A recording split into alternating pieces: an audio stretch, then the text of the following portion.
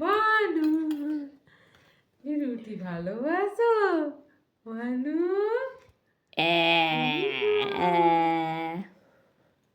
করো করো করো করো করো ও ভানু ভানু তোমার মাকে বলবে রোজ রুটি দিতে রাতে বাড়ি খাবার না দিলে অনেকক্ষণ পেটে থাকবে না বলো তো বানু ফোস কাটাই দিবি ফোস কাটা দিবি ওর ডালা ডালা হবে না গিলতে তাড়াতাড়ি সুবিধা আমরা তো তোকে ফুসকাই দিই আমি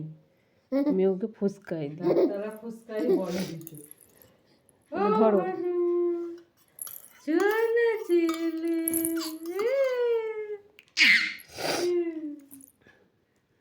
বাবু সোনা